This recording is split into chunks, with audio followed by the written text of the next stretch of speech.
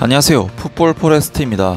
대한민국 대표팀의 2020 도쿄올림픽 일정이 최종적으로 종료가 되었습니다. 우리나라 대표팀은 어제 있었던 멕시코와의 8강전에서 3대6이라는 엄청난 대패를 당하면서 탈락하게 되었고, 메달 획득에 실패를 하게 되면서 정말 아쉬운 마무리를 하게 되었는데요. 사실 8강이라는 성적만 놓고 봤을 때는 실패라는 표현을 갖다 붙이기는 어려울 수도 있지만, 저는 개인적으로 이번 대회 김학범 감독님은 정말 그야말로 완벽한, 거의 반박조차 할 수 없을 정도로 철저한 실패를 거두었다고 생각합니다. 그래서 이번 시간에는 김학범 올림픽 대표팀 감독이 왜 실패한 감독인지, 그리고 왜 대표팀이 이번 대회 성과를 낼 수 없었는지에 대한 이야기를 해볼까 합니다. 그러면 영상 시작하겠습니다. 일단 김학범 감독은 대회 시작 전부터 선수 선발에 대해서 크고 작은 잡음을 갖고 시작했습니다. 김학범 감독은 대회 한 달 전인 6월 A매치데이 때 벤투 감독이 차출한 여러 U23 선수들에 대해서 많은 사람들이 중재를 했으나 A대표팀 우선이라는 원칙은 바뀌지 않았다. 아쉬움이 많이 남는 것은 사실이다. 옆나라 일본이 부러운 건 처음이다. 일본은 와일드카드 포함 완전체로 6월 평가전을 준비하고 있다. 월드컵 예선도 중요하지만 우리도 올림픽이라는 세계 대회를 앞두고 있다. A 대표팀에게 통큰 양보를 부탁드린다. 사실 저는 이때부터 김학범 감독의 태도에 대해 뭔가 이상한 기분을 느끼지 않을 수 없었습니다. 일단 피파에서 주관하는 A매치 기간은 그 어떤 프로팀을 막론하고 의무 차출 기간입니다. 어떤 팀에서든 A 대표팀 차출을 거부할 권한이 없으며, A 대표팀에 차출된 선수는 정해진 기간 동안에 대표팀에서 경기 및 훈련을 소화하게 됩니다. 하지만 올림픽 대표팀에는 그러한 권한이 애초에 없습니다. 이번에 김민재 선수가 최종적으로 올림픽 대표팀 차출 거부가 된 것만 봐도 올림픽 대표에 대한 권한, 그런 것들이 부족한 것은 당연한 사실입니다. 그래서 보통 이런 큰 대회를 준비하는 경우에는 A 대표팀에서 배려를 해준다거나 하는 상호간의 소통과 배려, 그런 부분들이 필요한 것이지, 올림픽 대표팀에서 강력하게 요구를 한다거나 요청할 수 있는 권한은 없다는 것입니다. 하지만 김학범 감독의 발언은 벤투 감독에 대한 언플로서도 작용할 수도 있는 월드컵 2차 예선이라는 굉장히 중요한 경기를 앞둔 A 대표팀에게는 굉장히 부적절한 발언이었습니다. 그렇다고 벤투 감독이 올림픽 대표팀의 핵심 선수들을 모조리 뽑아가서 쓸 선수를 없게 만들었느냐, 딱히 그런 것도 아니었거든요.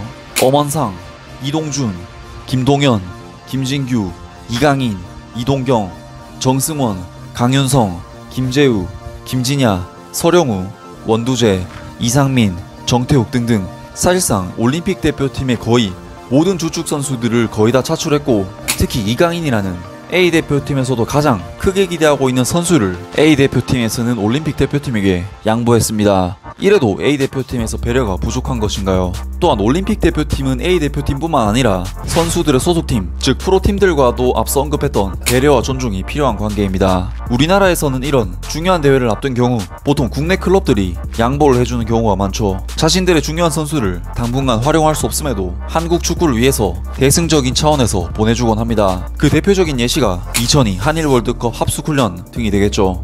그때야 우리나라에서 다시 오기 힘든 월드컵 개최라는 정말 축구를 넘어 국가 차원에서 엄청나게 중요한 이벤트가 다가오고 있기도 했기 때문에 모든 사람들이 공감을 했었고 조력을 했었고, 다행히 결과도 좋았었죠. 하지만 이번 올림픽 대표팀은 그 정도 명분이 없음에도 불구하고 K리그 클럽들로부터 엄청난 배려와 지원을 받았습니다. 앞서 보여드린 명단만 봐도 각자 소속팀에서는 핵심적인 역할을 하고 있는 선수들이 많이 있죠. 하지만 김학범 감독은 최종 명단 발표를 거의 개막 직전까지 상당히 늦추면서까지 선수들을 데리고 훈련을 했으며, 결국 K리그 4개 구단이 참가하는 AFC 챔피언스리그 조별 라운드가 시작될 때까지도 최종 명단을 발표하지 않아 울산, 포항 등 4개의 클럽들은 의무 차출 기간이 아님에도 불구하고 중요한 대회에서 희생을 감수할 수밖에 없었습니다. 게다가 김학범 감독의 해당 기간 차출 의도가 연습 경기라든지 팀의 조직력을 높이는 훈련이라든지 그런 것도 아니고 단순 체력 훈련만을 위해 선수를 뽑았다는 사실까지 알려지게 되면서 많은 K리그 팬들은 김학범 감독에게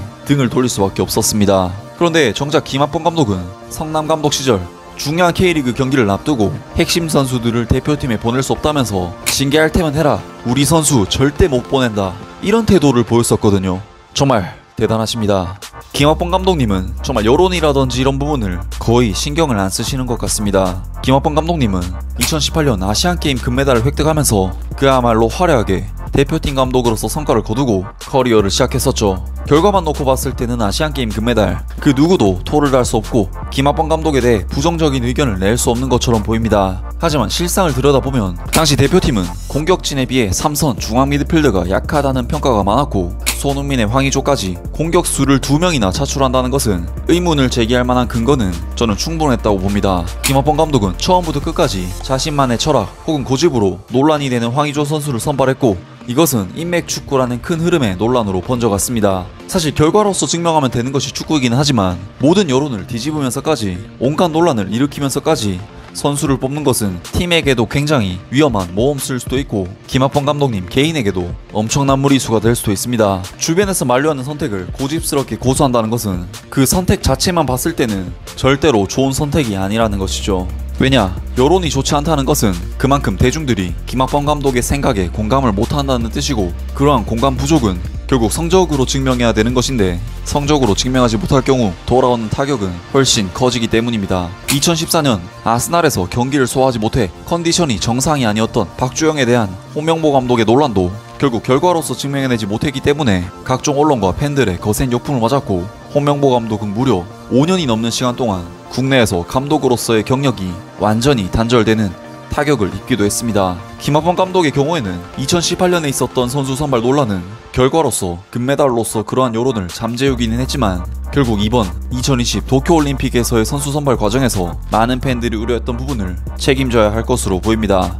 그 예로 김학범 감독은 이번 대표팀에서 조규성과 오세훈 등 공격 옵션을 가져다 줄 수 있는 카드들을 모조리 배제하고 최전방 스트라이커는 황의조 단 한 명을 뽑았습니다. 당연히 많은 팬들은 이에 대해 엄청난 의문을 표시했고 엄청난 우려를 표했습니다. 하지만 김학범 감독은 4명의 추가 선발이 가능했음에도 불구하고 끝내 조규성이나 오세훈 등 스트라이커 자원을 추가하지 않는 황소 고집을 보여줬습니다. 물론 이 또한 황의조 선수가 혼자서 엄청나게 활약해줘서 결과로서 보여줬다면 아무런 문제가 없었을 테지만, 문제는 우리 대표팀이 황의조 선수가 예상외로 상당히 부진한 활약을 펼치는 바람에 경기의 흐름을 바꾸기 위해서는 새로운 공격의 옵션이 절실해 보였습니다. 하지만 황의조 외 그 어떤 공격수도 없는 대표팀은 수비수인 정태욱을 센터포워드로 올리는 등 제대로 된 공격 옵션의 부재로 경기 내적인 큰 변화를 줄 수 없었고 결국 뉴질랜드와 멕시코에게 별다른 저항을 하지 못하고 패배하게 되었습니다. 특히 오세훈 선수의 경우에는 2019년부터 2021년까지 거의 계속해서 선발해왔던 선수로서